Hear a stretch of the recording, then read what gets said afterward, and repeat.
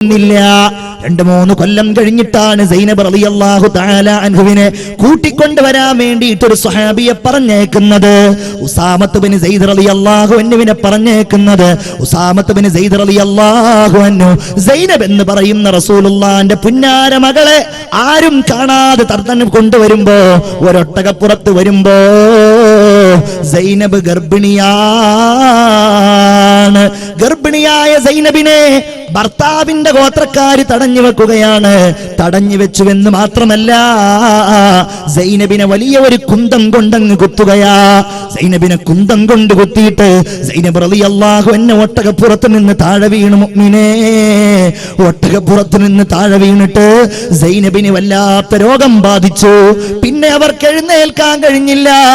മദീനയിൽ എങ്ങനെയോ അവരെത്തിപ്പെട്ടു. മദീനയിലെത്തിയിട്ട് സൈനബ് കൂടുതൽ കാലം ജീവിച്ചില്ല. മുത്തു റസൂലിന്റെ ദുഃഖമല്ലേ, ജീവിതത്തിന്റെ സങ്കടമല്ലേ, മക്കള് മുഴുവൻ മരിച്ചു കൊണ്ടിരിക്കുന്നതിനിടയിൽ സൈനബ് റളിയല്ലാഹു അൻഹയും ലോകത്തോട് വിട പറഞ്ഞു പോയി. ഇതേ കാരണത്താൽ ഒരു ശത്രുവായ മനുഷ്യൻ ഒട്ടകപ്പുറത്ത് നിന്ന് താഴേക്ക് കുന്തം കൊണ്ട് കുത്തിയിട്ട് താഴേക്ക് വീഴ്ത്തിയതിന്റെ അതേ കാരണം കൊണ്ട് മരിച്ചുപോയ ബഹുമാനപ്പെട്ട സൈനബ് റളിയല്ലാഹു അൻഹയെ കൊന്നു കൊല വിളിച്ച ആളുകൾ റസൂലുള്ളാഹിന്റെ മുമ്പിലെത്തുകയാണ്. ഒട്ടകത്തിന്റെ കുടൽമാല കുഴത്തിൽ കൊണ്ടുവന്നവരെത്തുകയാണ്. ചിന്തിക്കണേ മുഅ്മിനേ, നിസ്സാരമായ കാര്യങ്ങളുടെ പേരില് അയൽവാസിയുടെ അവകാശം മുടക്കുന്നവരാ നമ്മള്, തെറ്റുന്നവരാ നമ്മള്, പിണങ്ങുന്നവരാ നമ്മള്, ആരോപണങ്ങൾ ഉന്നയിക്കുന്നവരാ നമ്മള്. എന്നാൽ മുത്തുനബിയുടെ കാരുണ്യം, ഇത് അല്ലാഹുവിന്റെ റസൂലല്ലേ, വമാ അർസൽനാക ഇല്ലാ റഹ്മത്തൽ ലിൽ ആലമീൻ. കാരുണ്യം. പാടുക പാടുക ശാരദ ശാരികെ, പാടലധാരി നീ ഇമ്പമോടെ, പാരിടെ അൽ അമീൻ എന്നൊരു പേരിനു ആരുതാൻ അർഹൻ, ആരുതാൻ അർഹൻ.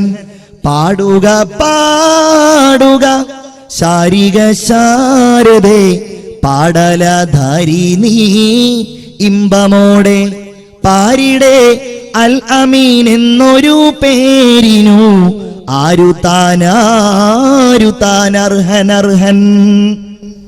ഇവരൊക്കെ റസൂലുള്ളാഹിന്റെ മുമ്പിൽ വരിക. ഖാലിദ് ബിൻ വലീദ് വരികയാണ്. റസൂലുള്ളാഹിന്റെ കഴുത്തിൽ കുടൽമാല ചാർത്തിയവർ വരികയാണ്. നിങ്ങൾ പോയിക്കൊള്ളുക, നിങ്ങൾ പോയിക്കൊള്ളുക. അന്തും തുലഖാ, നിങ്ങൾ സർവതന്ത്ര സ്വതന്ത്രരാണ്. നിങ്ങൾക്കെതിരെ പ്രതികാരമില്ല. എന്റെ മകളെ കൊന്നവരെ, നിങ്ങൾക്കെതിരെ പ്രതികാരമില്ല. എന്നെ ആക്രമിച്ചവരെ, എന്നെ കല്ലെറിഞ്ഞവരെ, എന്നെ കൂക്കി വിളിച്ചവരെ, നിങ്ങൾക്കെതിരെ പ്രതികാരമില്ലെന്ന് പറഞ്ഞ കാരുണ്യമേ മുഹമ്മദ് മുസ്തഫ സല്ലല്ലാഹു അലാ മുഹമ്മദ് സല്ലല്ലാഹു അലൈഹി വസല്ലം. ഒരു യുദ്ധം കഴിഞ്ഞ് ഇങ്ങനെ മടങ്ങി വരികയാണ് മുഹമ്മദ് മുസ്തഫ സല്ലല്ലാഹു അലൈഹി വസല്ലം. അവിടുത്തെ വാള് ഒരു വലിയ മരത്തിന്റെ കൊമ്പിൽ മാറ്റി വെച്ചിട്ടുണ്ട്, ഇങ്ങനെ തൂക്കി വെച്ചിട്ടുണ്ട്. സ്വഹാബികളൊക്കെ കുറച്ച് അപ്പുറത്താണ് ഉറങ്ങുന്നത്. ഒരു അറാബിയായ നബിയുടെ ശത്രു കടന്നു വന്നിട്ട് ഈ വാളെടുത്തു. ഉറങ്ങുന്ന നബിയെ തട്ടി ഉണർത്തിക്കൊണ്ട് ചോദിച്ചു, മുഹമ്മദേ മൻ യംനഉക മിന്നി, നിന്നെ കൊല്ലാൻ പോവാണ്, ആരാണ് എന്നിൽ നിന്ന് നിന്നെ തടയാ? ഉണ്ടെങ്കിൽ വരട്ടെ. റസൂൽ ഒരൊറ്റ മറുപടിയാണ്, അല്ലാഹ്. അല്ലാഹ്. 3 തവണ അവന്റെ കൈ വിറച്ചു, അവന്റെ നെഞ്ചകം പിടച്ചു. ആ വാള് താഴേക്ക് നിലത്ത് വീണു. ആ വാളെടുത്തുകൊണ്ട് അല്ലാഹുവിന്റെ റസൂൽ എടുത്ത് ചോദിക്കുകയാണ്, ഏതാ നിന്റെ ചാൻസ് കഴിഞ്ഞില്ലേ, ഇനി എന്നിൽ നിന്ന് നിന്നെ ആരാണ് തടയുക? ഇല്ല മുഹമ്മദേ,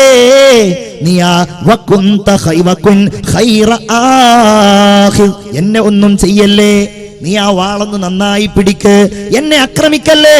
റസൂലുള്ള വാള് താഴ്ത്തിയിട്ട് പറഞ്ഞു, നിന്നെ ഞാൻ വെറുതെ വിടാം, പകരം നീ മുസ്ലിമാകണം. ഇയാൾക്ക് അപ്പോഴും വാശി, മുസ്ലിം ഒന്നും ആവൂല. പകരം ഒരു കാര്യം ചെയ്യാ, ഇനി ആരെങ്കിലും നിങ്ങൾക്കെതിരെ യുദ്ധം ചെയ്യുകയാണെങ്കിൽ അവരുടെ കൂടെ ഞാൻ ഉണ്ടാവില്ല, ആ ഉറപ്പ് ഞാൻ തരാം. മതി, അയാളെ വിട്ടയച്ചല്ലോ. തന്നെ കൊല്ലാൻ വേണ്ടി വന്ന ശത്രുവിനെ സ്വതന്ത്രമാക്കി വിട്ടയച്ച മുഹമ്മദ് മുസ്തഫ സല്ലല്ലാഹു അലൈഹി വസല്ലം. സ്വഹാബികളും അങ്ങനെയാണ്. മുഹമ്മദുർ റസൂലുള്ളാഹ് വല്ലദീന മഅഹു അശിദ്ദാഉ അലൽ കുഫാർ. സ്വഹാബികളും അങ്ങനെയാണ്. റുഹമാഉ ബൈനഹും, പരസ്പരം കാരുണ്യമുള്ളവരാണ്. അല്ലേ? എന്താണ് ആ കാരുണ്യം പറഞ്ഞാ തീരുവോ? അല്ലേ? ഒരവസരത്തിൽ ഹബീബായ റസൂലുള്ളാഹി സ്വല്ലല്ലാഹു അലൈഹി വസല്ലമ തങ്ങളുടെ പള്ളിയിൽ ഒരതിഥി വരികയാണ്. ഒരു പാവപ്പെട്ട മനുഷ്യൻ. രാത്രിയാണ്. സ്വഹാബികളൊക്കെ പട്ടിണിപ്പാവങ്ങളാണ്. പട്ടിണിപ്പാവങ്ങളായ സ്വഹാബികളോട് ഇശാ നിസ്കാരം കഴിഞ്ഞ് അല്ലാഹുവിന്റെ റസൂല് ചോദിക്കുകയാണ്, മൻയുളീഫു ഹാദർ റജുൽ, ഈ മനുഷ്യനെ ഇന്ന് ആരാണ് വീട്ടിലേക്ക് കൊണ്ടുപോയിട്ടൊന്ന് സൽക്കരിക്കുക? ലോകമേ, ഇതൊക്കെ പഠിക്കണ്ടേ? സഹാബികൾ ആരും എഴുന്നേറ്റ് നിൽക്കുന്നില്ല. ഓൽക്ക് മടിയുണ്ടായത് കൊണ്ടല്ല, അവരുടെ വീട്ടിൽ ഒന്നുമില്ല. അതുകൊണ്ടാണ് അവർ ആ മനുഷ്യനെ കൊണ്ടുപോകാൻ മടിക്കുന്നത്. അങ്ങനെ രണ്ടാമത്തെ തവണ പറഞ്ഞു. മൂന്നാമത്തെ തവണ പറയുകയാണ്, ആരെങ്കിലും ഇയാളെ കൊണ്ടുപോയാൽ അൽമനു ലഹു ബിൽ ജന്ന, അയാൾക്ക് ഞാൻ സ്വർഗം തരാം. ഇതങ്ങ് കേട്ടപാടെ അതാ എഴുന്നേറ്റ് നിൽക്കുന്നു ബഹുമാനപ്പെട്ട ത്വൽഹ റളിയല്ലാഹു അൻഹു. അബൂ ത്വൽഹത്തുൽ അൻസാരി പറഞ്ഞു, നബിയേ, എന്റെ കൂടെ പറഞ്ഞേക്കുമോ? പറഞ്ഞയച്ചിട്ടാ അതിഥിയുമായി വീട്ടിലേക്ക് കടന്നു ചെല്ലുകയാണ്. നമ്മളൊന്നും അങ്ങനെ പറഞ്ഞിട്ട് തന്നെ ചെല്ലുകയാണെങ്കിൽ നമ്മുടെ ഭാര്യയുടെ മുഖം എങ്ങനെയായിരിക്കും എന്ന് ഞാൻ പറയുന്നില്ല. കാരണം അപ്പുറത്തിരുന്ന് വെറുതെ പ്രതിഷേധിക്കും. അത് പറയേണ്ട ആവശ്യമില്ല, അല്ലേ? ഒരു കട്ടൻ ചായ ഉണ്ടാക്കി കൊടുത്താൽ മതി. എന്നാലും അതിഥി വരുമ്പോ നമ്മളുടെയൊക്കെ സമീപനം എങ്ങനെയാണ്? ഈ ഭാര്യ സ്വീകരിച്ചു. ഭക്ഷണമൊന്നുമില്ല. ഭാര്യ പറയുകയാണ്, അബൂ ത്വൽഹ എന്നവരെ, നമ്മുടെ കുട്ടികളുണ്ടല്ലോ, അവർക്കുള്ള ഏതാനും ചില ഭക്ഷണമല്ലാതെ നമ്മുടെ അടുക്കൽ ഒന്നുമില്ല. ഞാനും നിങ്ങളും ഇന്ന് പട്ടിണിയാ. നമ്മുടെ കുട്ടികളുടെ ഭക്ഷണമല്ലാതെ ഒന്നും ഇന്നില്ല. അതുകൊണ്ട് ഞാനൊരു കാര്യം ചെയ്യാം. ആ പെണ്ണ് പറയുകയാണ്, ഉലാഇബു മഅസ്സിബിയാൻ, ആ കുട്ടികളുമായി ഞാൻ കളിച്ചുകൊള്ളാം. എന്നിട്ട് ആ കുട്ടികളെ ഞാൻ ഉറക്കിക്കൊള്ളാം. കുട്ടികൾ ഉറങ്ങിക്കഴിഞ്ഞാൽ നമുക്ക് ആ കുട്ടികളുടെ ഭക്ഷണം എടുത്തുകൊണ്ട് അതിഥിക്ക് കൊടുക്കാം.